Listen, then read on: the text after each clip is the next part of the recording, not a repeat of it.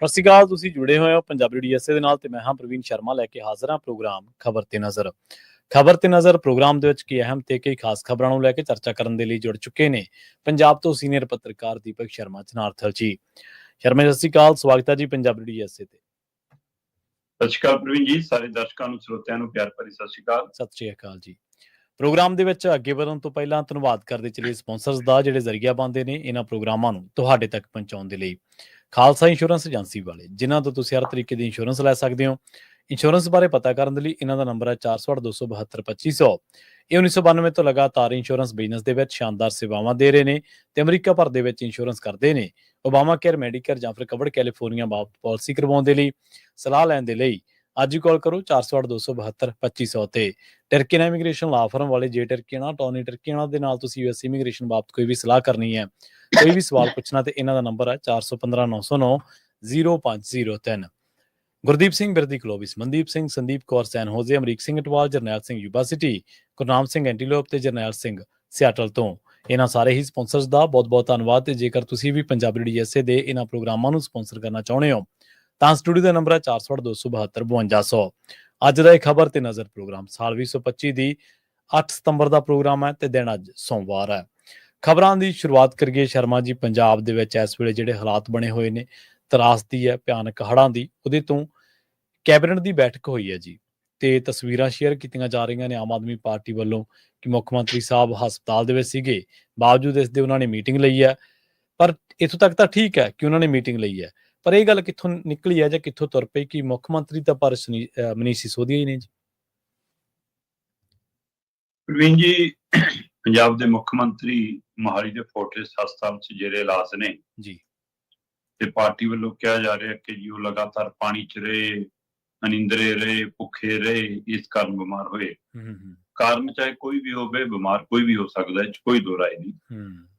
ਤੇ ਮੁੱਖ ਮੰਤਰੀ ਭਗਵੰਤ ਮਾਨ ਹੋਰਾਂ ਦੇ ਉਹ ਪਾਈਪ ਲੱਗੀ ਹੋਈ ਹੈ ਜਿਹਦੇ ਰਾਹੀਂ ਮੈਂ ਕੱਲ ਫੀਡ ਜਾਂ ਟੀਕਾ ਟੂਕਾ ਲਾਇਆ ਜਾਂਦਾ, ਸਾਰਾ ਕੁਛ ਉਹ ਦਿਖ ਰਿਹਾ ਫੋਟੋਆਂ 'ਚ। ਹਾਂਜੀ। ਤੇ ਇਸ ਲਈ ਸਾਰਾ ਪੰਜਾਬ, ਚਲੋ ਆਪਾਂ ਅਰਦਾਸ ਕਰਦੇ ਹਾਂ ਕਿ ਬੰਦਾ ਤੰਦਰੁਸਤ ਰਹੇ।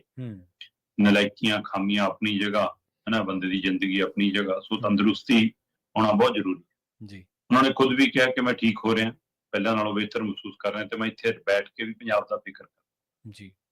ਸੋ ਉਹਨਾਂ ਨੇ ਜੀ ਕੈਬਨਿਟ ਬੈਠਕ ਉੱਥੋਂ ਹੀ ਲਈ, ਉਹ ਆਨਲਾਈਨ ਜੁੜੇ ਹੈ ਨਾ ਅੱਜ ਦੀ ਟੈਕਨੋਲੋਜੀ ਦੇ ਨਾਲ, ਤੇ ਮੰਤਰੀ ਸਾਰੇ ਉਹਨਾਂ ਦੇ ਸਰਕਾਰੀ ਰਿਹਾਇਸ਼ ਘਰੇ ਜਿਹੜਾ ਉਹ ਮੀਟਿੰਗ ਹਾਲ ਬਣਿਆ ਉੱਥੇ ਬੈਠੇ ਸੀ ਤੇ ਉੱਥੇ ਉਹਨਾਂ ਨੂੰ ਬੜੀ ਸਕਰੀਨ ਤੇ ਦੇਖ ਰਹੇ ਸੀ ਤੇ ਮੁੱਖ ਮੰਤਰੀ ਸਾਹਿਬ ਉੱਥੋਂ ਹੀ ਕਾਗਜ਼ ਤੇ ਕੁਝ ਲਿਖ ਕਰ ਸਾਰਾ ਕੁਝ ਕਰਕੇ ਦਿਖਾ ਰਹੇ ਸੀ ਕਿ ਹਾਂ ਦੇਖੋ ਵੀ ਮੇਰੀ ਤਸਵੀਰਾਂ ਚੰਗੀਆਂ ਜਾਣ। ਤਸਵੀਰ ਖਿਚਵਾਉਣ 'ਚ ਤਾਂ ਮੋਦੀ ਤੋਂ ਘੱਟ ਨਹੀਂ ਗਏ ਸਾਡੇ ਮੁੱਖ ਮੰਤਰੀ, ਉਹ ਅੰਦਾਜ਼ ਉਹਨਾਂ ਨੂੰ ਚੰਗਾ ਹੁੰਦਾ, ਕਲਾਕਾਰ ਰਹੇ ਨੇ ਤੇ ਇਸ ਲਈ। ਪਰ ਫਿਰ ਵੀ ਉਹਨਾਂ ਨੇ ਕੁਝ ਫੈਸਲੇ ਲਏ ਜਿਹੜੇ ਫੈਸਲੇ ਧਿਆਨ ਮੰਗਦੇ ਨੇ ਜੀ। ਮੁੱਖ ਮੰਤਰੀ ਭਗਵੰਤ ਮਾਨ ਹੋਰਾਂ ਨੇ ਪੰਜਾਬ ਦੇ ਹੜ੍ਹ ਪੀੜਤ ਲੋਕਾਂ ਦੇ ਲਈ ਕੁਝ ਐਲਾਨ ਕੀਤੇ ਨੇ ਕਿ ਅਸੀਂ ਸਰਬਸੰਮਤੀ ਨਾਲ ਫੈਸਲਾ ਕੀਤਾ ਕਿ ਪ੍ਰਤੀ ਏਕੜ 20,000 ਰੁਪਇਆ ਅਸੀਂ ਮੁਆਵਜ਼ਾ ਦੇਵਾਂਗੇ ਜੀ। ਮ੍ਰਿਤਕ ਪਰਿਵਾਰਾਂ ਨੂੰ ਅਸੀਂ 4-4 ਲੱਖ ਰੁਪਇਆ ਦੇਵਾਂਗੇ।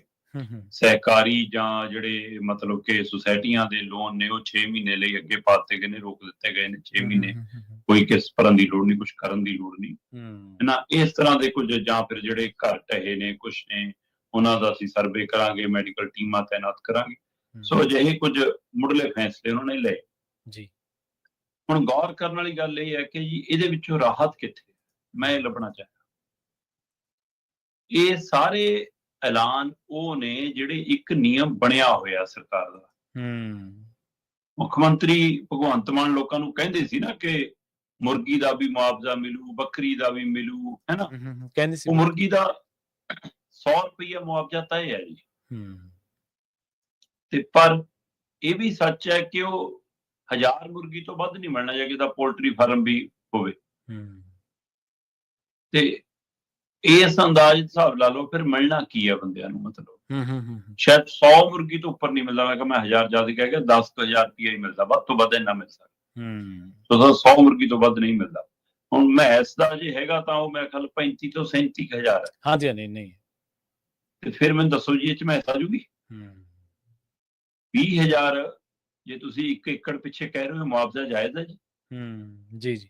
ਲੋਕ ਤਾਂ ਪੁੱਛਣ ਲੱਗ ਗਏ ਕਿ ਜੇ ਨਕਲੀ ਸ਼ਰਾਬ ਪੀ ਕੇ ਕੋਈ ਮਰਦਾ ਤਾਂ ਉਹਦੇ ਪਰਿਵਾਰ ਨੂੰ 10 ਲੱਖ ਤੇ ਨੌਕਰੀ, ਜੇ ਤੁਹਾਡੀ ਇਸ ਹੜ੍ਹਾਂ ਕਰਕੇ, ਤੁਹਾਡੀ ਨਲਾਇਕੀਆਂ ਕਰਕੇ ਕੋਈ ਮਰੇ ਤਾਂ ਉਹਨੂੰ 4 ਲੱਖ। ਸਹੀ ਹੈ। ਤਾਂ ਸਵਾਲ ਕਰਨ ਲੱਗ ਪਏ।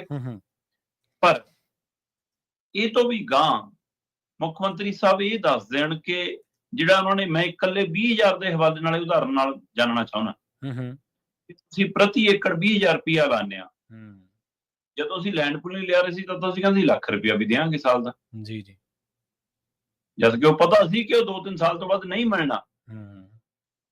ਤੇ ਫਿਰ ਤੁਸੀਂ ਲੱਖ ਰੁਪਏ ਦੇ ਹਿਸਾਬ ਨਾਲ 50,000 ਤਾਂ ਬਣਦਾ ਜੀ, ਇੱਕ ਫਸਲ ਮਰੀ ਹੈ ਜੀ। ਸਹੀ ਹੈ। ਫਿਰ ਉਹ ਕਿੱਥੇ ਹੈ? ਅੱਛਾ, ਫਿਰ ਤੁਸੀਂ ਲੋਕਾਂ ਨੂੰ ਇਹ ਦੱਸੋਗੇ ਕਿ 20,000 ਜਿਹੜਾ ਐਲਾਨਿਆ ਚ 6800 ਕੇਂਦਰ ਵਾਲਾ ਜੀ ਵਿੱਚ, ਸਾਡਾ ਨਹੀਂ ਹੈ ਸਰ। ਅਸੀਂ ਜਦੋਂ ਪਿੰਡਾਂ ਚ ਗਏ, ਲੋਕਾਂ ਨੂੰ ਮਿਲੇ, ਉਹਨਾਂ ਨੇ ਦੱਸਿਆ ਕਿ 2023 ਚ ਵੀ ਹੜ੍ਹ ਆਏ ਸੀ, ਸਾਨੂੰ 6800 ਸਾਡੇ ਖਾਤਿਆਂ ਚ ਆਏ, ਪਰ ਪੰਜਾਬ ਸਰਕਾਰ ਕੇਂਦਰ ਵਾਲੀ ਸੀ, ਪੰਜਾਬ ਵਾਲੇ ਨਹੀਂ ਆਏ। ਕਈਆਂ ਨੂੰ 6800 ਵੀ ਨਹੀਂ ਮਿਲਿਆ। ਨਹੀਂ ਮਿਲਿਆ, ਸਹੀ ਗੱਲ ਹੈ ਜੀ। ਪਰ ਕਈਆਂ ਨੂੰ 6800 ਮਿਲਿਆ, ਪਰ ਪੰਜਾਬ ਵਾਲਾ ਕਹਿੰਦੇ ਕਿਸੇ ਨੂੰ ਵੀ ਨਹੀਂ ਮਿਲਿਆ। ਉਸ ਸਮੇਂ ਸ਼ਾਇਦ 15,000 ਇਹਨਾਂ ਨੇ ਤੈਅ ਕੀਤਾ ਸੀ ਪ੍ਰਤੀ ਏਕੜ। ਠੀਕ ਹੈ ਜੀ। ਤੇ ਜੇ 15,000 ਦੇ ਹਿਸਾਬ ਨਾਲ ਲਾਈਏ ਤਾਂ ਪੰਜਾਬ ਸਰਕਾਰ ਨੇ ਪ੍ਰਤੀ ਏਕੜ 8200 ਪਾਉਣਾ ਸੀ। ਤੁਸੀਂ ਉਹ ਨਹੀਂ ਪਾਇਆ, ਇਹਦਾ ਮਤਲਬ। ਤੇ ਜੇ ਅੱਜ ਤੁਸੀਂ 20,000 ਲਾਉਂਦੇ ਹੋ, ਅੱਜ ਵੀ ਕੇਂਦਰ ਵਾਲਾ 6800 ਹੀ ਹੈ, ਤੇ ਫਿਰ ਤੁਸੀਂ 13,200 ਪਾਉਣਾ। ਕੋਈ ਹੈਗਾ ਜੀ ਬਜਟ? ਕੋਈ ਦੱਸੋਗੇ ਕਿ ਤੁਰੰਤ ਪੈ ਜਾਊਗਾ? ਨਹੀਂ ਪੈ ਜਾਊਗਾ। ਹਾਂ, ਇਹਦੇ ਨਾਲ ਜਿਹੜਾ ਪੰਜਾਬ ਦੇ ਵਿੱਚ ਇੱਕ ਮੰਗ ਬਣ ਗਈ ਸੀ, ਇੱਕ ਆਧਾਰ ਬਣ ਗਿਆ ਸੀ, ਉਸ ਤੋਂ ਇਹਨਾਂ ਨੂੰ ਪਿੱਛੇ ਹਟਣਾ ਔਖਾ ਸੀ। ਉਹ ਸੀ ਕਿ ਜਿਸ ਦਾ ਖੇਤ ਉਸਦੀ ਰੇਤ। ਹਾਂਜੀ ਹਾਂਜੀ। ਇਹ ਗੱਲ ਭਗਵੰਤ ਮਾਨ ਨੇ ਕੱਲ ਕੈਬਨਿਟ ਦੀ ਬੈਠਕ ਤੋਂ ਬਾਅਦ ਕਿਹਾ ਜੀ ਕਿ ਫੈਸਲਾ ਹੋ ਗਿਆ ਕਿ ਦਸੰਬਰ ਤੱਕ ਕਿਸਾਨ ਆਪਣੇ ਖੇਤਾਂ ਚੋਂ ਰੇਤ ਚੱਕ ਸਕਦੇ ਨੇ। ਉਹ ਹੁਣ 1 ਫੁੱਟ ਚੱਕਣ ਦੀ ਆਗਿਆ 2 ਦੀ ਹੈ, ਜਾਂ ਕਈਆਂ ਤਾਂ ਟੋਏ ਵੀ ਪੈ ਗਏ ਹੋਣੇ, ਉਹ ਕੀ ਚੱਕਣੀ, ਉਹਦਾ ਪਾਉਣੀ ਪਊਗੀ। ਬਿਲਕੁਲ ਸਹੀ ਹੈ। ਠੀਕ ਹੈ ਨਾ। ਪਰ ਇਹ ਫੌਰੀ ਰਾਹਤ ਇੱਕ ਦਿਖਦੀ ਹੈ। ਹਾਂ, ਇਹਦੇ ਨਾਲ ਕਾਫੀ ਘਾਟਾ ਜੇ ਜਿਨ੍ਹਾਂ ਦੀ ਰੇਤ ਜੰਮ ਗਈ ਤੇ ਉਹ ਚੱਕ ਕੇ ਵੇਚ ਲੈਣ, ਉਹ ਪੂਰਾ ਹੋ ਸਕਦਾ। ਜੀ ਜੀ। ਜਿਹੜੇ ਫੈਸਲੇ ਤੁਸੀਂ ਕੱਲ ਕੈਬਨਿਟ 'ਚ ਮੀਟਿੰਗ ਕਰਕੇ ਐਲਾਨੇ ਨੇ, ਇਹ ਫੈਸਲੇ ਤਾਂ ਪੰਜਾਬ ਨੂੰ ਸਾਰਿਆਂ ਨੂੰ ਪਤਾ ਸੀ, ਖਾਸ ਕਰਕੇ ਜਿਸਦੀ ਖੇਤ ਉਸਦੀ ਰੇਤ। ਇਹ ਤਾਂ ਮਨੀਸ਼ ਸਿਸੋਦੀਆ 2 ਦਿਨ ਪਹਿਲਾਂ ਹੀ ਪ੍ਰੈਸ ਕਾਨਫਰੰਸ ਕਰਕੇ ਪੰਜਾਬ 'ਚ ਕਹਿ ਚੁੱਕੇ ਨੇ। ਜੀ ਜੀ ਜੀ ਜੀ। ਤੇ ਫਿਰ ਮੁੱਖ ਮੰਤਰੀ ਕੌਣ ਹੈ? ਮਨੀਸ਼ ਸਿਸੋਦੀਆ ਨਾ ਪੰਜਾਬ 'ਚ MC ਹੈ, ਨਾ ਪੰਚ ਹੈ, ਨਾ ਸਰਪੰਚ ਹੈ, ਨਾ ਤੁਹਾਡਾ ਪਾਰਟੀ ਦਾ MLA ਹੈ, ਨਾ ਜੇ MLA ਨਹੀਂ ਗਾ ਤਾਂ ਫਿਰ ਮੰਤਰੀ ਸੰਤਰੀ ਦਾ ਦੂਰ ਦੀ ਗੱਲ। ਜਦੋਂ ਉਹਦੇ ਕੋਲ ਪੰਜਾਬ 'ਚ ਕੋਈ ਸੰਵਿਧਾਨਕ ਅਹੁਦਾ ਨਹੀਂ, ਉਹ ਸਰਕਾਰੀ ਫੈਸਲੇ ਕਿਵੇਂ ਐਲਾਨ ਸਕਦਾ? ਸਹੀ ਗੱਲ। ਉਸ ਨੂੰ ਤੁਸੀਂ ਸਾਰੇ 94 ਦੇ 94 ਨੇ ਸਹੁੰ ਚੁੱਕੀ ਆ ਕਿ ਅਸੀਂ ਭੇਦ ਗੁਪਤ ਰੱਖਾਂਗੇ, ਤੇ ਫਿਰ ਇਹ ਗੁਪਤ ਭੇਜ ਦਿੰਦਾ ਕੌਣ ਹੈ? ਜਾਂ ਤੁਹਾਡੇ ਕੋਲ ਆਉਂਦੇ ਹੀ ਉੱਥੋਂ ਨੇ ਫੈਸਲੇ। ਹੁਣ ਤਾਂ ਤੁਸੀਂ ਐ ਵੀ ਨਹੀਂ ਕਹਿ ਸਕਦੇ ਨੌਲੇਜ ਸ਼ੇਅਰਿੰਗ ਹੈ। ਨੌਲੇਜ ਸ਼ੇਅਰਿੰਗ ਤਾਂ ਤੁਹਾਡਾ ਜੇ ਸਮਝੌਤਾ ਸੀ, ਉਹ ਤਾਂ ਫਿਰ ਸੀਮਾ ਗੁਪਤਾ ਨਾਲ ਹੋ ਗਿਆ ਹੋਣਾ। ਉਹ ਤਾਂ ਦਿੱਲੀ ਦੀ ਸਰਕਾਰ ਨਾਲ ਸੀ। ਹਾਂਜੀ ਹਾਂਜੀ, ਬਿਲਕੁਲ। ਦਿੱਲੀ ਦੀ ਸਰਕਾਰ ਤਾਂ ਹੁਣ BJP ਦੀ, ਹੁਣ ਉਹਦੇ ਨਾਲ ਨੌਲੇਜ ਸ਼ੇਅਰਿੰਗ ਹੈਗੀ ਹੈ। ਜੀ ਜੀ ਜੀ, ਸਹੀ ਹੈ। ਤੇ ਇਸ ਲਈ ਸਿੱਧੇ ਰੂਪ ਦੇ ਵਿੱਚ ਮਨੀਸ਼ ਸਿਸੋਦੀਆ ਦਿਖਾਉਣ ਦੀ ਕੋਸ਼ਿਸ਼ ਕਰ ਰਹੇ ਨੇ ਕਿ ਸਾਡੀ ਦਿੱਲੀ ਵਾਲਿਆਂ ਦੀ ਪੁੱਗ ਰਹੀ ਹੈ, ਦਿੱਲੀ ਵਾਲੇ ਅਸੀਂ ਫੈਸਲਾ ਕਰਾ ਰਹੇ ਹਾਂ, ਅਸੀਂ ਤੁਹਾਨੂੰ ਇਹ ਮੁਆਵਜ਼ੇ ਦਵਾ ਰਹੇ ਹਾਂ, ਅਸੀਂ ਤੁਹਾਨੂੰ ਰੇਤ ਚੱਕਣ ਦੀ ਆਗਿਆ ਦਵਾ ਰਹੇ ਹਾਂ। ਉਹ ਇਹ ਦਿਖਾਉਣ ਦੀ ਕੋਸ਼ਿਸ਼ ਕਰ ਰਹੇ ਨੇ, ਜਦੋਂ ਕਿ ਭਗਵੰਤ ਮਾਨ ਮੈਨੂੰ ਲੱਗਦਾ ਜੇ ਤੜਿੰਗ ਨੇ ਥੋੜੇ ਜਿਹੇ ਦਿੱਲੀ ਵਾਲਿਆਂ ਨਾਲ। ਅਜੇ ਉਵੇਂ ਰਲਾ ਕੰਮ ਹੋਇਆ ਨਹੀਂ। ਜੀ ਜੀ। ਚਾਹੇ ਉਹ ਨਾਲ ਵਿੱਚ ਬਿਮਾਰੀ ਆ ਗਈ ਜਾਂ ਲਿਆਂਦੀ, ਇਹ ਤਾਂ ਹੁਣ ਰੱਬ ਜਾਣੇ, ਹੈ ਨਾ। ਪਰ ਕੁਛ ਨਾ ਕੁਛ ਪਹਿਲੂ ਅਜਿਹਾ ਹੈਗਾ ਕਿ ਦਿੱਲੀ ਵਾਲਿਆਂ ਨਾਲ ਹੁਣ ਥੋੜਾ ਜਿਹਾ ਟੇਢਾ ਮੇਢਾ ਕੰਮ ਚੱਲ ਰਿਹਾ। ਪਰ ਉਹਦੇ ਬਾਵਜੂਦ ਵੀ ਦਿੱਲੀ ਵਾਲੇ ਇਹ ਦਬਦਬਾ ਬਣਾਉਣ 'ਚ, ਦਿਖਾਉਣ 'ਚ ਕਾਮਯਾਬ ਨੇ ਕਿ ਅਸਲੀ ਮੁੱਖ ਮੰਤਰੀ ਅਸੀਂ ਹਾਂ। ਜੀ ਬਿਲਕੁਲ। ਦੇਖੋ, ਜੋ ਮਰਜ਼ੀ ਹੈ, ਜਿਹੜੀ ਸੱਤਾ ਉਹ ਤਾਂ ਪ੍ਰਭਾਵ ਸਿਰਜਣ ਦੀ ਹੈ ਜੀ। ਸੱਤਾ ਇਹ ਤਾਂ ਨਹੀਂਗਾ ਹੁੰਦਾ ਕਿ ਕੋਈ ਬੰਦਾ ਕੁਰਸੀ ਤੇ ਬੈਠਾ, ਕੁਰਸੀ ਤੇ ਬਹਿ ਕੇ ਕੁਛ ਕਰ ਵੀ ਰਿਹਾ, ਇਹੀ ਤਾਂ ਸੱਤਾ, ਇਹੀ ਤਾਂ ਪਾਵਰ ਹੈ, ਇਹੀ ਤਾਂ ਤਾਕਤ ਹੈ, ਇਹੀ ਸ਼ਕਤੀ ਇਹੀ ਹੈ। ਤੇ ਜੇ ਉਹ ਕੁਰਸੀ ਤੇ ਬੈਠਾ ਤੇ ਬੈਠਾ ਪ੍ਰਤੀਤ ਹੀ ਹੋ ਰਿਹਾ, ਫਿਰ ਤਾਂ ਉਹਨੂੰ ਪਾਵਰ ਨਹੀਂ ਕਿਹਾ ਜਾ ਸਕਦਾ। ਫਿਰ ਤਾਂ ਪਾਵਰ ਸ਼ਿਫਟ ਜਿਹੜੀ ਉਹ ਕਿਤੇ ਹੋਰ ਹੈ, ਦਿਖਾਉਣ ਨੂੰ ਹੋ ਸਕਦਾ। ਉਧਰ ਦੂਜੀ ਗੱਲ ਕਰੀਏ, ਬੜੀ ਅਹਿਮ ਗੱਲ ਅੱਜ ਪੰਜਾਬ ਦੇ ਵਿੱਚ ਜਿਹੜੀ ਤਬਾਹੀ ਹੋਈ ਹੈ ਹੜ੍ਹਾਂ ਦੇ ਨਾਲ, ਹੜ੍ਹ ਲਿਆਂਦੇ ਗਏ ਨੇ, ਉਹਦੇ ਦਰਮਿਆਨ ਪ੍ਰਧਾਨ ਮੰਤਰੀ ਨਰਿੰਦਰ ਮੋਦੀ, ਜਿਨ੍ਹਾਂ ਦੇ ਬਾਰੇ ਆਪਾਂ ਚਰਚਾ ਵੀ ਕੀਤੀ ਸੀ, ਤੇ ਸ਼ਾਇਦ ਇਹ ਕਿਆਸਿਆ ਜਾ ਰਿਹਾ ਸੀਗਾ ਵੀ ਸ਼ਾਇਦ ਬਿਹਾਰ ਦੀਆਂ ਵਿਧਾਨ ਸਭਾ ਚੋਣਾਂ ਤੋਂ ਬਾਅਦ ਉਹ ਦੌਰਾ ਕਰ ਸਕਦੇ ਨੇ। ਉਹ ਅੱਜ ਪੰਜਾਬ ਦਾ ਸਰਵੇਖਣ ਕਰਨਗੇ, ਹੜ੍ਹਾਂ ਦਾ ਜਾਇਜ਼ਾ ਲੈਣਗੇ। ਹਵਾਈ ਫੇਰੀ ਆ ਉਹਨਾਂ ਦੀ, ਹਵਾਈ ਫੇਰੀ ਆ ਜਾਂ ਕੋਈ ਰਾਹਤ ਪੈਕੇਜ ਵੀ ਐਲਾਨ ਸਕਦੇ ਨੇ।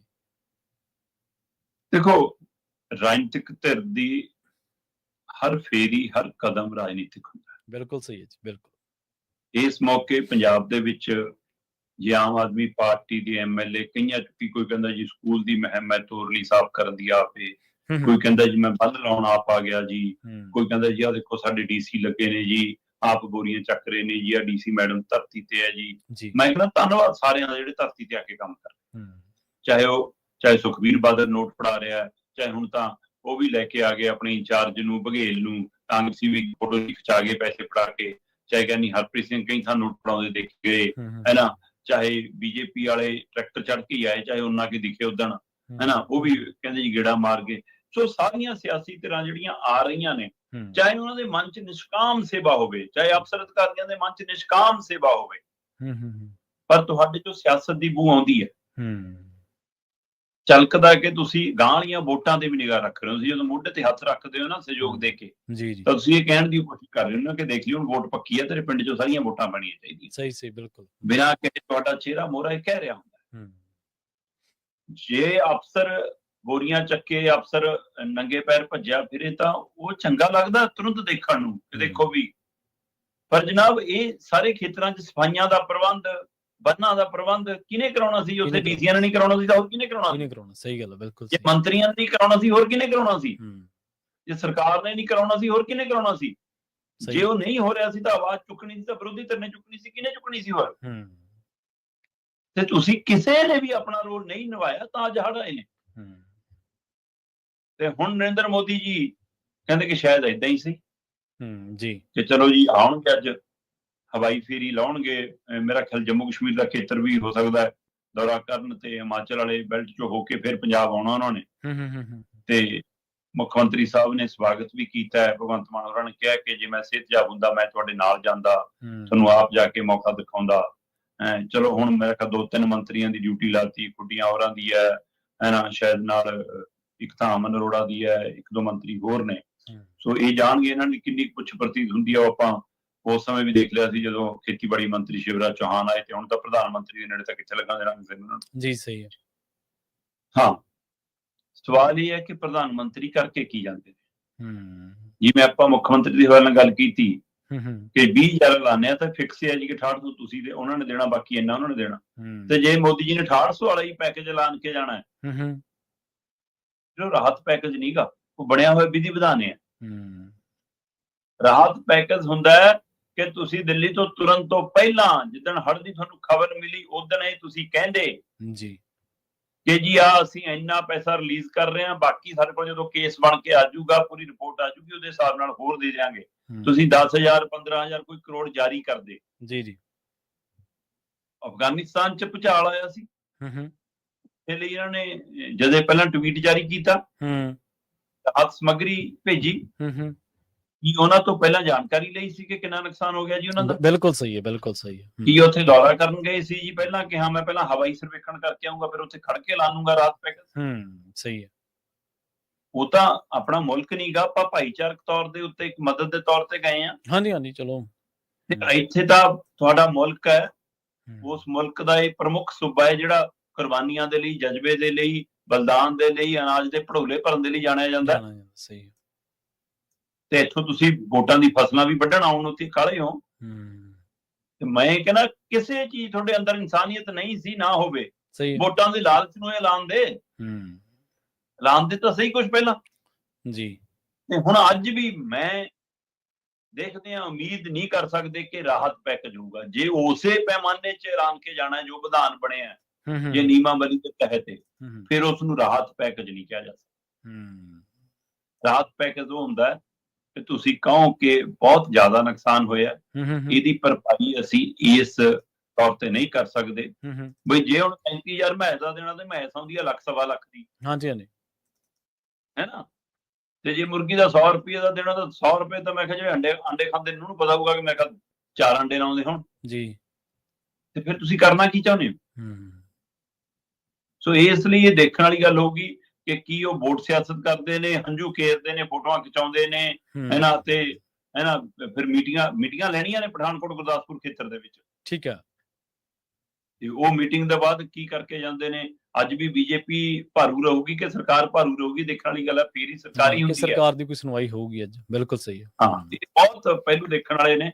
ਚਲੋ ਦੇਖਦੇ ਹਾਂ ਜੀ, ਆਉਣ ਦਿਓ। ਪ੍ਰਧਾਨ ਮੰਤਰੀ ਨੇ ਫਿਰ ਵੀ ਹੈ ਨਾ, ਕੀ ਨਾਟਕ ਕਰਕੇ ਜਾਂਦੇ ਨੇ ਜਾਂ ਕੀ ਸੱਚਮੁੱਚ ਵੰਡਾ ਕੇ ਜਾਂਦੇ ਨੇ ਦੁੱਖ, ਇਹ ਸ਼ਾਮ ਤੱਕ ਪਤਾ ਲੱਗਦਾ।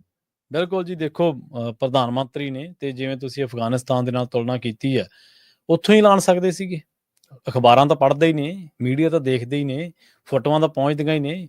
ਕੇਂਦਰੀ ਮੰਤਰੀ ਨੇ ਵੀ ਜਾ ਕੇ ਕੁਝ ਦੱਸਿਆ ਹੀ ਹੋਣਾ। ਚਲੋ ਮੋਦੀ ਸਾਹਿਬ ਨਾਲ ਨਹੀਂ ਗੱਲ ਹੋਈ ਹੋਣੀ, PM ਨੂੰ ਤਾਂ ਦੱਸਿਆ ਹੀ ਹੋਣਾ। ਕੇਂਦਰੀ ਟੀਮਾਂ ਵੀ ਨੇ ਇੱਥੇ। ਹਾਂਜੀ, ਟੀਮਾਂ ਨੇ ਇੱਥੇ, ਟੀਮਾਂ ਆ ਕੇ ਸਰਵੇ ਕਰ ਗਈਆਂ। ਬਿਲਕੁਲ, ਕੁਛ ਤਾਂ ਦੱਸਿਆ ਹੀ ਹੋਣਾ। ਇੰਨਾ ਜਾਨੀ ਨੁਕਸਾਨ, ਇੰਨਾ ਮਾਲੀ ਨੁਕਸਾਨ, ਅੰਦਾਜ਼ਾ ਇੰਨਾ ਹੈ, ਲੋਕਾਂ ਨੂੰ ਆਹ ਮੁਸ਼ੱਕਤ ਕੱਟਣੀ ਪੈ ਰਹੀ ਹੈ, ਮੁੜ ਵਸੇਬਾ ਇੰਨੇ ਚ ਹੋਣਾ।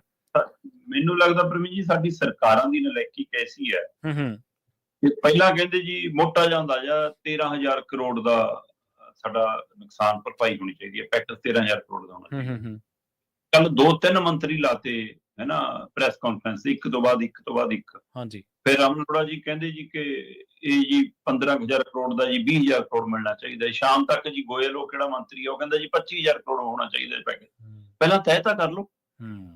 ਕਾਹਲ ਕਾਹਦੀ ਹੈ ਇੱਕ ਭਾਸ਼ਾ ਦਾ ਬੋਲ ਲਓ, ਮਗਰ ਕੌਣ ਲੱਗਿਆ ਤੁਹਾਡੇ? ਹਾਂ ਜੀ। ਮਤਲਬ ਇਸ ਤਰੀਕੇ ਨਾਲ, ਮਤਲਬ ਕਿ ਤੁਸੀਂ ਅਗਲੇ ਕਹਿਣਗੇ ਪਹਿਲਾਂ ਭਾਈ ਫੈਸਲਾ ਕਰ ਲਿਓ, ਫਿਰ ਜਾ ਕੇ ਕਹੂੰਗਾ ਮੈਂ, ਤਾਂ ਤੁਸੀਂ ਉਹਨੂੰ ਮੌਕਾ ਦੇ ਰਹੇ ਹੋ ਸਹੀ ਗੱਲ ਬਚਣ ਦਾ। ਗੱਲ ਤੁਸੀਂ ਉਹ ਜਿਵੇਂ ਪਿੰਡਾਂ 'ਚ ਨਹੀਂ ਕਹਿ ਦਿੰਦੇ, ਘੀਂਗੇ ਪਾਈ ਜਾਂਦੇ ਆ। ਗੱਲ ਅਸਲ ਦੇ ਵਿੱਚ ਸਰਕਾਰਾਂ ਦੀ ਵੀ ਕ੍ਰੈਡੀਬਿਲਿਟੀ ਹੁੰਦੀ ਹੈ। ਸਰਕਾਰਾਂ ਇਹ ਬੋਲੀ ਥੋੜਾ ਲਾਉਂਦੀਆਂ ਨੇ ਰਾਹਤ ਪੈਕੇਜ ਦੀ, 10 ਵਜੇ ਹੋਰ, 12 ਵਜੇ ਹੋਰ, 2 ਵਜੇ ਹੋਰ, ਰਾਤ ਨੂੰ ਪੈਣ ਲੱਗੇ ਹੋਰ, ਤੇ ਫਿਰ ਅਗਲੇ ਦਿਨ ਕੁਛ ਹੋਰ। ਏਦਾਂ ਥੋੜਾ ਹੁੰਦਾ। ਤੁਹਾਡੇ ਕੋਲੇ ਅਮਲਾ ਫਲ ਆ, ਤੁਸੀਂ 13,000 ਕਰੋੜ ਮੰਗੀ ਜਾਂਦੇ, 60,000 ਕਰੋੜ ਕਹੀ ਜਾਂਦੇ, 13,000 ਕਰੋੜ, ਕਿਤੇ ਮੇਲ ਹੈ ਇਸ ਚੀਜ਼ ਦਾ? ਜੀ। ਅਗਲੀ ਗੱਲ ਕਰੀਏ ਸ਼ਰਮਾ ਜੀ ਆਪਾਂ ਪਾਣੀ ਘਟੇ ਦੀ। ਪਾਣੀ ਤਾਂ ਕਹਿੰਦੇ ਘਟ ਗਿਆ, ਪਰ ਮੁਸ਼ਕਲਾਂ, ਦੁਸ਼ਵਾਰੀ, ਵਿਪਤਾਵਾਂ, ਚਿੰਤਾਵਾਂ, ਝੋਰੇ, ਇਹ ਸਾਰਾ ਕੁਝ ਨਹੀਂ ਘਟਿਆ, ਜਿਉਂਦੇ ਤਿਉਂ ਹੀ ਨੇ ਜੀ। ਬਿਲਕੁਲ ਜੀ। ਪਿਛਲੇ 3-4 ਦਿਨਾਂ ਤੋਂ ਮੀਂਹ ਘੱਟ ਸੀਗਾ। ਪਹਿਲਾਂ ਡੈਮਾਂ 'ਚ ਪਾਣੀ ਦੀ ਆਮਦ ਉਸੇ ਤਰ੍ਹਾਂ ਸੀ, ਇਸ ਲਈ ਰਿਲੀਜ਼ ਵੀ ਲਗਭਗ ਉਸੇ ਤਰ੍ਹਾਂ ਹੋਇਆ, ਬੇਸ਼ੱਕ ਘੱਟ ਮਾਤਰਾ 'ਚ ਹੁੰਦਾ ਰਿਹਾ ਜੀ। ਪਰ ਹੁਣ ਕੱਲ ਉੱਪਰੋਂ ਵੀ ਪਾਣੀ ਦੀ ਆਮਦ ਘਟ ਗਈ ਆ। ਉੱਪਰੋਂ ਪਾਣੀ ਦੀ ਆਮਦ ਘਟਣਾ ਮਤਲਬ ਕਿ ਡੈਮਾਂ 'ਚ ਵੀ ਪਾਣੀ ਘਟਿਆ, ਤੇ ਡੈਮਾਂ 'ਚ ਪਾਣੀ ਘਟਣ ਦੇ ਨਾਲ ਥੋੜਾ ਲੋਕਾਂ ਲਈ ਰਾਹਤ ਇਹ ਮਿਲੀ ਕਿ ਪਾਣੀ ਜਿਹੜੇ ਖੇਤਰਾਂ 'ਚ ਵੜਿਆ ਸੀ, ਖੇਤਾਂ 'ਚ, ਘਰਾਂ 'ਚ, ਪਿੰਡਾਂ 'ਚ, ਉਹ ਵੀ ਘਟਿਆ ਤੇ ਕਈ ਥਾਵਾਂ ਤੋਂ ਨਿਕਲ ਗਿਆ। ਸੋ ਉਸ ਤੋਂ ਬਾਅਦ ਹੁਣ ਥੋੜੀ ਰਾਹਤ ਹੈ, ਸਿਰਫ ਪਾਣੀ ਘਟਣ ਦੀ, ਮੁਸ਼ਕਲ ਦੀ ਨਹੀਂ ਜੀ। ਮੁਸ਼ਕਲ ਘਟੀ ਨਹੀਂ ਹੈ, ਮੁਸ਼ਕਲ ਉਲਟਾ ਵਧੀ ਹੈ। ਹੁਣ ਮਰੇ ਹੋਏ ਪਸ਼ੂ, ਮਰੇ ਹੋਏ ਡੰਗਰ, ਜਾਨਵਰ, ਹੈ ਨਾ, ਉਹ ਸਾਰਾ ਕੁਛ, ਫਿਰ ਘਰਾਂ 'ਚ ਜਮੀ ਮਿੱਟੀ, ਉਹ ਸਾਰਾ ਕੁਛ ਕਿਵੇਂ ਕੱਢਣਾ ਹੈ। ਫਿਰ ਕਹਿ ਤਾਂ ਦਿੱਤਾ ਸਰਕਾਰ ਨੇ ਕਿ ਜੀ 31 ਦਸੰਬਰ ਤੱਕ ਰੇਤ ਚੱਕ ਲਿਓ। ਸਵਾਲ ਇਹ ਹੈ ਕਿ ਉਹ ਇੱਕ ਪਾਸੇ ਢੇਰੀ ਲਾ ਕੇ ਬਾਅਦ ਚ ਜਦੋਂ ਚਾਹੁਣ ਵੇਚ ਲੈਣ, ਸਾਂਝੇ ਰੂਪ ਚ ਪਿੰਡ ਇਕੱਠਾ ਕਰਕੇ ਕੋਈ ਤਰੀਕਾ ਕਰਨਾ ਵੇਚ ਲਵੇ ਡੰਪ ਬਣਾ ਕੇ, ਜਾਂ ਮਤਲਬ ਕਿ 31 ਤਰੀਕ ਤੱਕ ਵੇਚਣਾ ਹੀ ਪੈਣਾ, ਫਿਰ ਤੁਹਾਡਾ ਹੀ ਮਾਫੀਆ ਉੱਥੇ ਸੌਦਾ ਕਰੇ ਕਿ ਮੈਂ ਤਾਂ ਇੰਨਾ ਹੀ ਰਹੂੰਗਾ। ਹਾਂਜੀ, ਇਹੀ ਹੋਣਾ ਡਬਲ ਵੇਚੇ, ਹੈ ਨਾ। ਇਹ ਕੀ ਪੈਮਾਨੇ ਨੇ, ਇਹ ਅਜੇ ਮੁਸ਼ਕਲਾਂ ਖੜੀਆਂ ਨੇ। ਫਿਰ ਦਵਾਈਆਂ ਵਾਲੀਆਂ ਮੁਸ਼ਕਲਾਂ, ਬਿਮਾਰੀਆਂ ਵਾਲੀਆਂ ਮੁਸ਼ਕਲਾਂ, ਉਹਦੇ ਲਈ ਕਿਹਾ ਜਾ ਰਿਹਾ ਜੀ ਟੀਮਾਂ ਲਾ ਦਿਆਂਗੇ। ਪਹਿਲਾਂ ਤੁਸੀਂ ਕਹਿੰਦੇ ਸੀ ਅਫਸਰ ਲਾ ਦਿਆਂਗੇ। ਕੁਝ ਨਵੇਂ ਪਹਿਲੂ ਉੱਭਰੇ ਨੇ। ਉਹ ਕਹਿੰਦੇ ਕਿ ਵੀ ਰਾਹਤ ਸਮੱਗਰੀ ਜਿਹੜੀ ਜਾ ਰਹੀ ਹੈ, ਰਾਹਤ ਰਾਸ਼ੀ ਜਿਹੜੀ ਜਾ ਰਹੀ ਹੈ, ਉਹ 'ਚ ਕਈ ਵਾਰ ਸਾਡੀਆਂ ਪਹਿਲ ਬਣ ਜਾਣਗੀਆਂ, ਘਰ ਦੀਆਂ ਚੀਜ਼ਾਂ, ਲੋੜਾਂ, ਰਾਸ਼ਨ ਪੱਤਾ, ਛੱਤ, ਮਕਾਨ, ਪਸ਼ੂ, ਡੰਗਰ, ਜਿਹਦੇ ਨਾਲ ਘਰ ਚੱਲਦਾ, ਉਹ ਸਾਰਾ ਕੁਛ, ਖੇਤੀ ਨਾਲ ਸੰਬੰਧਿਤ ਚੀਜ਼ਾਂ, ਹੈ ਨਾ। ਜੇ ਦੁਕਾਨਦਾਰ ਆ, ਉਹਦੀਆਂ ਦੁਕਾਨ ਦੀਆਂ ਚੀਜ਼ਾਂ, ਮਜ਼ਦੂਰ ਆ ਤਾਂ ਉਹਦੀਆਂ ਪਹਿਲੀਆਂ ਲੋੜਾਂ, ਕੱਪੜਾ ਲੀੜਾ। ਪਰ ਕਹਿੰਦੇ ਕਿ ਇਹਦੇ ਵਿੱਚ ਜਿਹੜੇ ਬੱਚੇ ਪੜ੍ਹਨ ਵਾਲੇ ਨੇ, ਕਿਤੇ ਉਹ ਨਾ ਪਿੱਛੇ ਰਹਿ ਜਾਣ ਕਿ ਉਹਨਾਂ ਦੀ ਕਾਪੀਆਂ ਕਿਤਾਬਾਂ ਇਸ ਕਦਰ ਖਤਮ ਹੋ ਗਈਆਂ ਹੋਣ ਕਿ ਉਹਦਾ ਕੋਈ ਹਿੱਲਾ ਸਿਲਾਈ ਨਾ ਹੋਵੇ। ਉਹਦੇ ਲਈ ਵੀ ਕੁਝ ਪਹਿਲ ਕਦਮੀ ਦੀ ਲੋੜ ਹੈ ਨਾ। ਫਿਰ ਕਹਿੰਦੇ ਕਿ ਘੱਟੋ ਘੱਟ ਕੈਂਪ ਲੱਗਣੇ ਚਾਹੀਦੇ ਨੇ। ਜੇ ਘਰ 'ਚ ਪਾਣੀ ਵੜਿਆ, ਸਮਾਨ ਹੜਿਆ, ਸਮਾਨ ਨੁਕਸਾਨਿਆ ਗਿਆ, ਤਾਂ ਫਿਰ Aadhaar card, PAN card, voter card, passport, ਹੈ ਨਾ, ਸਰਟੀਫਿਕੇਟ, ਹੋਰ ਕਿੰਨਾ ਕੁ ਦਸਤਾਵੇਜ਼ੀ ਤੌਰ ਦੇ ਉੱਤੇ, ਜ਼ਮੀਨਾਂ ਦੀਆਂ ਰਜਿਸਟਰੀਆਂ, ਫਰਦਾਂ, ਕੁਛ ਸਾਰਾ ਕੁਛ, ਫਿਰ ਉਹਦੇ ਲਈ ਵੀ ਕੋਈ ਪ੍ਰਬੰਧ ਤੁਰੰਤ ਸਰਕਾਰ ਨੂੰ ਕੈਂਪ ਲਾ ਕੇ ਪਿੰਡ ਪੱਧਰ ਤੇ ਕਰਨੇ ਚਾਹੀਦੇ ਨੇ। ਕੁਝ ਅਜਿਹੀਆਂ ਗੱਲਾਂ ਵੀ ਚੱਲੀਆਂ।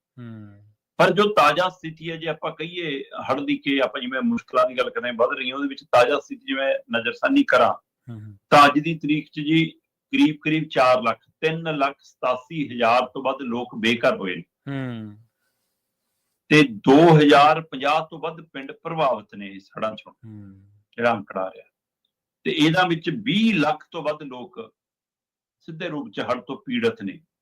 ਤੇ ਜਦੋਂ ਕਿ 4 ਲੱਖ ਦੇ ਕਰੀਬ 3,87,000 ਤਾਂ ਉਹ ਲੋਕ ਨੇ ਜਿਹੜੇ ਘਰੋਂ ਬੇਘਰ ਹੋ ਗਏ ਇੱਕ ਤਰ੍ਹਾਂ ਨਾਲ। ਫਿਰ ਇਹਦੇ ਵਿੱਚ 1.84 ਲੱਖ ਹੈਕਟਰ ਜ਼ਮੀਨ ਸਾਡੀ ਮਾਰ ਹੋ ਗਈ, ਜਿਹਦੇ ਪਾਣੀ ਦੀ, ਹੜ੍ਹ ਦੀ 1.84 ਲੱਖ ਹੈਕਟਰ ਤੇ ਕਰੀਬ 51 ਤੱਕ ਦੀ ਮੌਤਾਂ ਦੀ ਗਿਣਤੀ ਹੁਣ ਤੱਕ ਸਾਹਮਣੇ ਆ ਚੁੱਕੀ ਹੈ, ਜਿਨ੍ਹਾਂ ਲਈ ਮੁੱਖ ਮੰਤਰੀ ਸਾਹਿਬ ਕਹਿੰਦੇ 4-4 ਲੱਖ ਰੁਪਈਆ ਅਸੀਂ ਉਹਨਾਂ ਪਰਿਵਾਰਾਂ ਨੂੰ ਦਿਆਂਗੇ ਨਾ।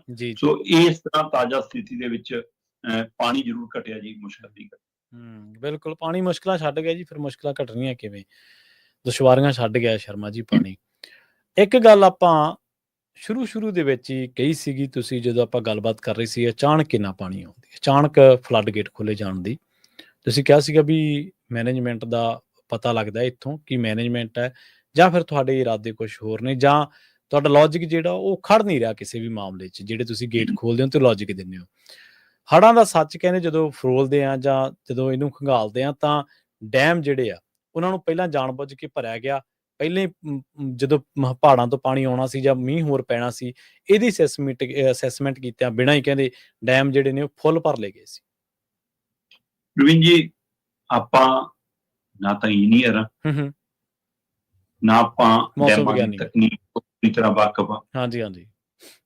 ਪਰ ਆਪਾਂ ਸਮਾਜਿਕ ਤੌਰ ਤੇ ਵਿਚਰਦੇ ਹਾਂ, ਪਿੰਡਾਂ ਨਾਲ ਜੁੜੇ ਹੋਣ ਦੇ ਨਾਤੇ, ਪਾਣੀਆਂ ਦੇ ਇਸ ਦੇਸ਼ 'ਚ ਜਨਮੇ ਹੋਣ ਦੇ ਨਾਤੇ ਆਪਾਂ ਇੰਨਾ ਤਾਂ ਵਾਕਫ ਹੈ ਕਿ ਪਾਣੀ ਨੇ ਆਪਣੇ ਵਹਾਅ 'ਚ ਬਹਿਣਾ ਹੁੰਦਾ ਜੀ।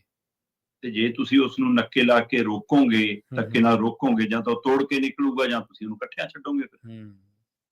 ਸੋ ਡੈਮਾਂ ਤੇ ਉਹੀ ਹੋਇਆ। ਆਪਾਂ ਉਹਦੇ ਹਵਾਲੇ ਨਾਲ ਗੱਲ ਵੀ ਕਰਦੇ ਰਹੇ ਕਿ ਸ਼ੰਕਾ ਸ਼ੁਭਾ ਪੈਦਾ ਹੁੰਦੀ ਹੈ ਕਿ ਤੁਸੀਂ ਨਾ ਤਾਂ ਆਪਣੇ ਦਰਿਆ ਜਿਉਂਦੇ ਰੱਖ ਰਹੇ ਹੋ ਕਿ ਉਹਨਾਂ 'ਚ ਪ੍ਰੋਪਰ 20-25% ਬਹਿਣ ਹੁੰਦਾ ਰਹੇ ਤੇ ਦਰਿਆ ਜਿਉਂਦੇ ਰਹਿਣ, ਤੇ ਸਾਰਾ ਸਾਲ ਤੁਸੀਂ 11 ਮਹੀਨਿਆਂ 'ਚ ਪਾਣੀ ਨਹੀਂ ਛੱਡਦੇ ਤੇ ਜਦੋਂ ਹੜ੍ਹ ਦੇ ਦਿਨ ਹੁੰਦੇ ਨੇ ਫਿਰ ਤੁਸੀਂ ਇਕੱਠਾ ਛੱਡਦੇ ਹੋ। ਇਸ ਆਪਾਂ ਇਸ ਤਕਨੀਕ ਤੇ ਗੱਲ ਕਰਦੇ ਰਹੇ। ਫਿਰ ਅੱਜ ਜਿਹੜੇ ਨੁਕਤੇ ਤੇ ਤੁਸੀਂ ਸਵਾਲ ਕਰ ਰਹੇ ਹੋ, ਹੜ੍ਹਾਂ ਦਾ ਸੱਚ, ਉਹ ਮੈਂ ਇਹਨਾਂ ਦੇ ਮਾਹਿਰਾਂ ਦੇ ਬਿਆਨਾਂ ਦੇ ਹਵਾਲੇ ਨਾਲ ਗੱਲ ਕਰ ਰਿਹਾ। ਠੀਕ ਹੈ ਜੀ।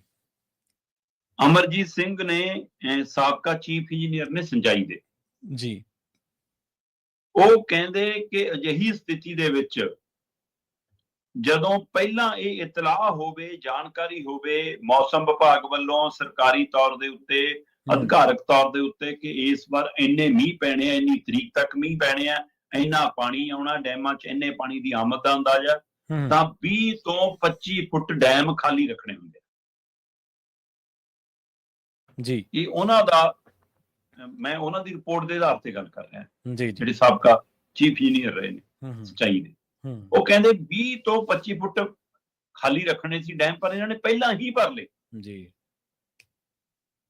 ਤੇ ਜਦੋਂ ਪਹਿਲਾਂ ਹੀ ਤੁਸੀਂ ਭਰ ਲਏ ਤੇ ਫਿਰ ਜਦੋਂ ਉੱਪਰੋਂ ਪਾਣੀ ਆਊਗਾ ਤੇ ਤੁਸੀਂ ਇਹਨੂੰ ਫਟਾਫਟ ਛੱਡੋਗੇ। ਫਿਰ ਤਾਂ ਫਿਰ ਤੁਸੀਂ ਓਨਾ ਹੀ ਪਾਣੀ ਜਿੰਨਾ ਆਉਂਦਾ ਸੀ ਰੋਜ਼ ਉਹਨਾਂ ਛੱਡ ਰਹੇ ਸੀ। ਜੇ ਅਸੀਂ ਘੱਟ ਰੱਖੇ ਹੁੰਦੇ ਤਾਂ ਕੁਝ ਕਪੈਸਿਟੀ ਤੁਹਾਡੀ ਉਹ ਹੁੰਦੀ, ਉਹਦੇ ਵਿੱਚੋਂ ਰੋਜ਼ ਥੋੜਾ ਰਿਲੀਜ਼ ਹੁੰਦਾ ਜੀ, ਸ਼ਾਇਦ ਇਹ ਸਥਿਤੀ ਨਾ ਬਣਦੀ। ਪਰ ਉਹ ਇਸ ਦੇ ਪਿੱਛੇ ਜਿਹੜਾ ਆਧਾਰ ਦਿੰਦੇ ਨੇ ਉਹ ਗੌਰ ਮੰਗਦਾ। ਠੀਕ ਹੈ। ਉਹ ਕਹਿੰਦੇ ਵੀ ਪਹਿਲੀ ਗੱਲ ਤਾਂ ਆਪਾਂ ਵੀ ਕਈ ਵਾਰ ਗੱਲ ਕੀਤੀ ਕਿ BBMB ਦੀ ਲੋੜ ਹੈ। ਜੇ ਡੈਮ ਸੂਬਿਆਂ ਦੀ ਉਹ ਨੇ, ਮਲਕੀਅਤ ਨੇ, ਤਾਂ ਸੂਬੇ ਸੰਭਾਲਣ ਆਪੇ।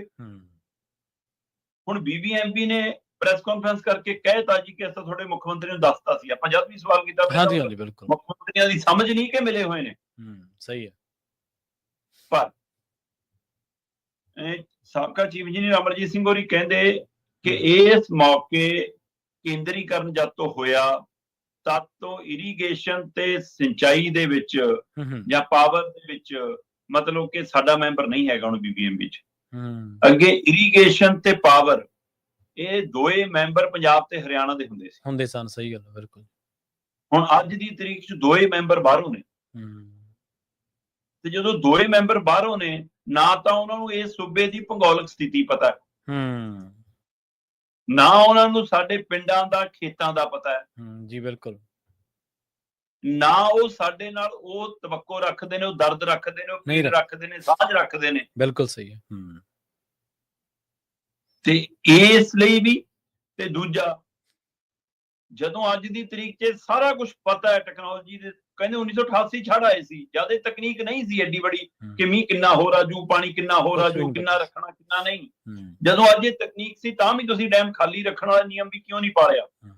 ਤੁਹਾਨੂੰ ਸਾਰੀ ਸਮਝ ਨਾ ਵੀ ਹੋਵੇ ਤਾਂ ਵੀ ਤੁਸੀਂ ਪਾਣੀਆਂ ਦੀ ਆਮਦ ਦੇ ਹਿਸਾਬ ਨਾਲ ਖਾਲੀ ਰੱਖਣ ਨਹੀਂ ਰੱਖੇ, ਫਿਰ ਇਹਨੂੰ ਨਲਾਇਕੀ ਕਹੀਏ ਕਿ ਸਾਜ਼ਿਸ਼ ਕਹੀਏ? ਸਾਜ਼ਿਸ਼ ਕਹੀਏ, ਬਿਲਕੁਲ ਸਹੀ ਹੈ। ਕਿਹਦੇ ਕਹੇ ਤੇ ਡੈਮ ਪਹਿਲਾਂ ਹੀ ਭਰੇ, ਇਹ ਦੱਸ ਦੇਵੇ BBMB ਬਸ। ਕਿ ਉਹਨਾਂ ਨੇ ਆਪਣੇ ਹੀ ਨਿਯਮ ਦਾ ਪਾਲਣ ਕਿਉਂ ਨਹੀਂ ਕੀਤਾ। ਦੂਸਰੇ ਪਾਸੇ NK ਮਾਥੁਰ ਨੇ ਜੀ, ਇਹ ਸਾਬਕਾ ਮੈਂਬਰ ਨੇ ਸੈਂਟਰਲ ਵਾਟਰ ਕਮਿਸ਼ਨ ਦੇ ਭਾਰਤ ਦੇ, ਠੀਕ ਹੈ ਜੀ। ਉਹ ਕਹਿੰਦੇ ਕਿ ਭਾਖੜਾ ਡੈਮ ਭਾਰਤ ਦੇ ਡੈਮਾਂ 'ਚ ਸਭ ਤੋਂ ਮਾਡਰਨ ਤਕਨੀਕ ਵਾਲਾ ਡੈਮ, ਠੀਕ ਹੈ, ਹਾਈਟੈਕ ਡੈਮ ਹੈ, ਪਰ ਇਹਦੇ ਵਿੱਚੋਂ ਸਿਲਟ ਕੱਢਣ ਦਾ ਕੋਈ ਪ੍ਰਬੰਧ ਹੀ ਨਹੀਂ, ਕਦੇ ਸਿਲਟ ਸਾਫ਼ ਹੀ ਨਹੀਂ ਹੋਇਆ, ਤੇ ਡੈਮ ਦੀ ਜਿੰਨੀ ਸਮਰੱਥਾ ਹੈ ਉਹਨਾਂ ਉਹ ਪਾਣੀ ਸਟੋਰ ਹੀ ਨਹੀਂ ਕਰ ਸਕਦਾ। ਸਹੀ ਹੈ, ਬਿਲਕੁਲ, ਤੇ ਤੁਸੀਂ ਉਹਨਾਂ ਪਾਣੀ ਡੀਕਦੇ ਰਹਿੰਦੇ ਹੋ। ਹੁਣ ਇਹ ਨਾ ਮੈਂ ਕਹਿ ਰਿਹਾ ਜੀ, ਨਾ ਤੁਸੀਂ ਕਹਿ ਰਹੇ ਹੋ ਜੀ, ਹੁਣ ਇਹ ਆਪਾਂ ਦੋਏ ਮਾਹਿਰਾਂ ਦੇ ਹਵਾਲੇ ਨਾਲ ਗੱਲ ਰੱਖੀ ਹੈ। ਉਹ ਕਹਿੰਦੇ ਸਿਲਟ ਕੱਢੀਓ ਨਹੀਂ, ਉਹਦੀ ਸਮਰੱਥਾ ਉਨੀ ਹੈ ਹੀ ਨਹੀਂ, ਤੇ ਫਿਰ ਤੁਸੀਂ ਡੀਕਦੇ ਰਹਿੰਦੇ ਹੋ ਪਾਣੀ ਹੋਰ ਆਊਗਾ, ਤੇ ਬਾਅਦ ਚੋਂ ਸੰਭਾਲਣ ਦੀ ਸਮਰੱਥਾ ਨਹੀਂ ਹੁੰਦੀ। ਬਿਲਕੁਲ, ਜੇ ਕੋਈ ਭਾਂਡਾ ਕੋਈ ਗਾਰ ਹੋਏ ਚਾ ਕੇ ਜਮਾ ਹੀ ਹੋਈ ਜਾਂਦੀ ਉਹੀ ਸਿਸਟਮ ਹੈ। ਇਸ ਪੱਖੋਂ ਇਹਦਾ ਮਤਲਬ ਹੜ੍ਹਾਂ ਦਾ ਸੱਚ ਇਹ ਆ ਕਿ ਤੁਸੀਂ ਡੈਮ ਜਾਣਬੁੱਝ ਕੇ ਸਮੇਂ ਤੋਂ ਪਹਿਲਾਂ ਭਰੇ ਤੇ ਫਿਰ ਪੰਜਾਬ ਨੂੰ ਹੜ੍ਹ ਦੇ ਤੱਕ ਦਿੱਤਾ। ਬਿਲਕੁਲ ਸਹੀ ਜੀ। ਜਾਂਦਿਆਂ ਦੀ ਗੱਲ ਕਰੀਏ ਪੰਜਾਬ ਦੀ ਇੱਕ ਹੋਰ ਵਿਪਤਾ ਦੀ, ਜਿਹਦੇ ਬਾਰੇ ਸਰਕਾਰਾਂ ਵੀ ਬਦਲ ਗਈਆਂ, ਸਾਰਾ ਕੁਝ ਹੋ ਗਿਆ, ਪਰ ਉਸ ਮਸਲੇ ਦਾ ਹੱਲ ਨਹੀਂ ਹੋਇਆ। 2 ਸਕੇ ਭਰਾਵਾਂ ਨੂੰ ਚਿੱਟੇ ਦੇ ਨਾਗ ਨੇ ਡੰਗਿਆ ਜੀ, ਤੇ ਇਸ ਕਹਾਣੀ ਦੇ ਵਿੱਚ ਦੁਖਦਾਈ ਪਹਿਲੂ ਇਹ ਹੈ ਕਿ ਤੀਜਾ ਜਿਹੜਾ ਉਹਨਾਂ ਦਾ ਭਰਾ ਉਹ ਪਹਿਲਾਂ ਹੀ ਨਸ਼ੇ ਦੀ ਭੇਂਟ ਚੜ ਗਿਆ। ਹੁਣ ਜਿਹਦੇ ਘਰੋਂ ਸ਼ਰਮਾ ਜੀ 3 ਅਰਥੀਆਂ ਉੱਠੀਆਂ ਜਾਂ 3 ਇਸ ਤਰ੍ਹਾਂ ਦੀਆਂ ਮੌਤਾਂ ਹੋਈਆਂ ਜਵਾਨੀ ਉਮਰ ਦੇ ਵਿੱਚ, ਉਹ ਘਰ ਕੰਧਾਂ ਰੋਂਦੀਆਂ ਹੋਣਗੀਆਂ, ਉਹਨਾਂ ਦੀਆਂ ਇੱਟਾਂ ਰੋਂਦੀਆਂ ਹੋਣਗੀਆਂ। ਰਵੀਨ ਜੀ, ਤਰਨਤਾਰਨ ਖੇਤਰ ਦਾ ਜਾਮਾ ਰਾਏ ਪਿੰਡ ਜੀ, ਜਾਮਾ ਰਾਏ ਪਿੰਡ ਦਾ ਸਾਬਕਾ ਫੌਜੀ ਤੇ 2.5 ਏਕੜ ਜ਼ਮੀਨ ਦਾ ਮਾਲਕ ਸੀ, ਜਿਹੜੀ ਪੁੱਤਾਂ ਦੀ ਨਸ਼ੇ ਦੀ ਭੇਟ ਚੜ ਗਈ ਜੀ।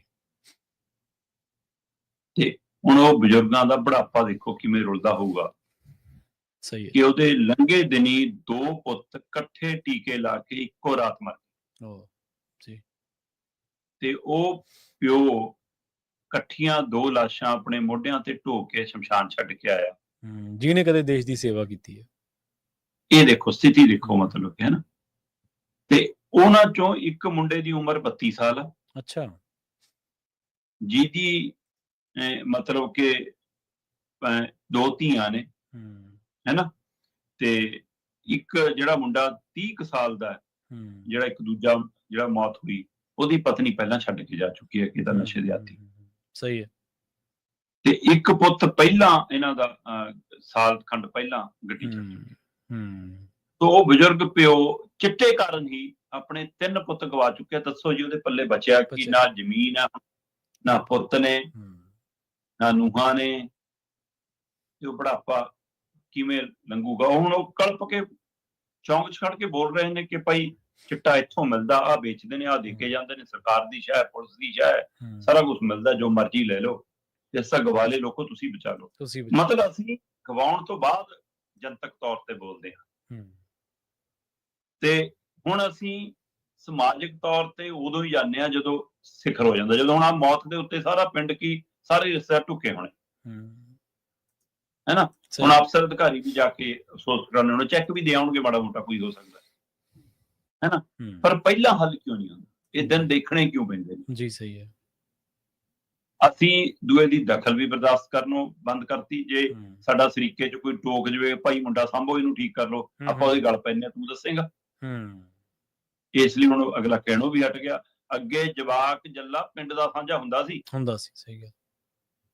ਜੇ ਬਾਹਰ ਸਕੂਲ ਤੋਂ ਆਉਂਦਿਆਂ, ਖੇਤਾਂ ਤੋਂ ਆਉਂਦਿਆਂ, ਸ਼ਹਿਰੋਂ ਆਉਂਦਿਆਂ ਕੋਈ ਪਿੰਡ ਦਾ ਬਜ਼ੁਰਗ ਟੱਕਰ ਜਾਵੇ ਨਾ, ਤਾਂ ਆਪਾਂ ਅੱਖਾਂ ਨੀਵੀਆਂ ਕਰਨੀਆਂ ਪੈਂਦੀ ਕਿ ਲੈ ਵੀ ਕਿਤੇ ਗਾਲਾਂ ਨਾ ਪੈ ਜਾਣਗੇ, ਕਿੱਥੇ ਫਿਰਦੇ ਹੋ, ਕੀ ਕਰਦੇ ਹੋ। ਸਹੀ ਗੱਲ।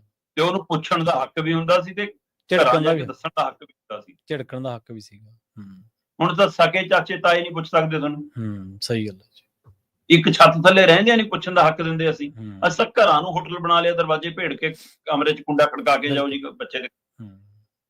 ਅਸੀਂ ਜਾ ਕਿੱਧਰ ਨੂੰ ਰਹੇ ਹਾਂ, ਸੋਚਣ ਦੀ ਲੋੜ ਹੈ ਸਾਨੂੰ। ਸਮਾਜਿਕ ਤੌਰ ਤੇ ਵੀ ਸਰਕਾਰਾਂ ਆਪਣੀ ਜ਼ਿੰਮੇਵਾਰੀ ਨਹੀਂ ਨਿਭਾ ਰਹੀਆਂ, ਤਾਂ ਬਜ਼ੁਰਗ ਮੋਢਿਆਂ ਨੂੰ ਪੁੱਤਾਂ, ਜਵਾਨ ਪੁੱਤਾਂ ਦੀਆਂ ਲਾਸ਼ਾਂ ਢੋਣੀਆਂ ਪੈ ਰਹੀਆਂ। ਪੰਜਾਬ ਕਿਸੇ ਵੀ ਰੂਪ ਦੇ ਵਿੱਚ ਨਾ ਵਿਗੜਿਆ ਹੋਇਆ ਪੰਜਾਬ ਨਹੀਂ ਰਹਿੰਦਾ, ਕਿਸੇ ਵੀ ਰੂਪ, ਚਾਹੇ ਉਹ ਸਮਾਜਿਕ ਰੂਪ ਦੇ ਵਿੱਚ ਹੈ, ਚਾਹੇ ਉਹ ਧਾਰਮਿਕ ਕੋਈ ਤਾਣਾ ਬਾਣਾ, ਜਾਂ ਕੋਈ ਆਰਥਿਕ ਰੂਪ ਦੇ ਵਿੱਚ ਉਹਦਾ ਕੋਈ ਮਹਾਂਦਰਾ ਬਦਲਦਾ। ਪੰਜਾਬ ਹੀ ਰਵੇ ਵਿਰਸੇ ਦੇ ਰੂਪ ਦੇ ਵਿੱਚ ਵੀ, ਸੱਭਿਆਚਾਰ ਦੇ ਰੂਪ ਦੇ ਵਿੱਚ ਵੀ, ਨੈਤਿਕ ਕਦਰਾਂ ਕੀਮਤਾਂ ਦੇ ਰੂਪ ਦੇ ਵਿੱਚ ਉਹ ਪੰਜਾਬ ਹੀ ਰਵੇ ਤਾਂ ਬਹੁਤ ਸੋਹਣਾ। ਜੇ ਪੁਰਾਣਾ ਹੀ ਰਵੇ ਨਾ, ਜੇ ਉਸੇ ਤਰ੍ਹਾਂ ਦੀਆਂ ਨੈਤਿਕ ਕਦਰਾਂ ਕੀਮਤਾਂ, ਉਸੇ ਤਰ੍ਹਾਂ ਦਾ ਸੱਭਿਆਚਾਰ, ਉਸੇ ਤਰ੍ਹਾਂ ਦਾ ਮਿਲਵਰਤਨ, ਉਸੇ ਤਰ੍ਹਾਂ ਦੀ ਭਾਈਚਾਰਕ ਸਾਂਝ, ਉਸੇ ਤਰ੍ਹਾਂ ਦਾ ਇੱਕ ਦੂਜੇ ਦਾ ਦੁੱਖ, ਸਾਰਿਆਂ ਦਾ ਦੁੱਖ, ਜੇ ਉਸੇ ਤਰ੍ਹਾਂ ਦਾ ਰਵੇ ਤਾਂ ਬਹੁਤ ਸੋਹਣਾ। ਹੜ੍ਹਾਂ ਦੇ ਵਿੱਚ ਆਪਾਂ ਇਹੀ ਦੇਖਿਆ ਨਾ, ਹੜ੍ਹ ਵਿਪਤਾ ਵੱਡੀ ਲੈ ਕੇ ਆਏ, ਪਰ ਸਮੁੱਚੇ ਪੰਜਾਬ ਦੇ ਏਕੇ ਨੂੰ ਵੀ ਤਾਂ ਦੁਨੀਆ ਅੱਜ ਸਲਾਹ ਰਹੀ ਹੈ ਨਾ, ਉਹਦੀਆਂ ਵੀ ਗੱਲਾਂ ਹੁੰਦੀਆਂ ਨੇ ਬਾਲੀਵੁੱਡ ਤੱਕ, ਦੇਸ਼ਾਂ ਵਿਦੇਸ਼ਾਂ ਤੱਕ। ਸ਼ਰਮਾ ਜੀ, ਨਾਲ ਖਾਸ ਖਬਰਾਂ ਤੇ ਖਾਸ ਜਾਣਕਾਰੀਆਂ ਦੇ ਲਈ ਤੁਹਾਡਾ ਬਹੁਤ ਬਹੁਤ ਧੰਨਵਾਦ ਜੀ। ਸਤਿ ਸ਼੍ਰੀ ਅਕਾਲ। ਸਤਿ ਸ਼੍ਰੀ ਅਕਾਲ। ਪ੍ਰੋਗਰਾਮ ਖਬਰ ਤੇ ਨਜ਼ਰ ਨੂੰ ਆਪਾਂ ਇੱਥੇ ਸਮਾਪਤ ਕਰਾਂਗੇ। ਤੁਹਾਡਾ ਸਾਰਿਆਂ ਦਾ ਵੀ ਬਹੁਤ ਧੰਨਵਾਦ। ਸਤਿ ਸ਼੍ਰੀ ਅਕਾਲ। ਜੁੜੇ ਰਹੋ ਪੰਜਾਬੀ ਰੇਡੀਓ USA ਦੇ ਨਾਲ।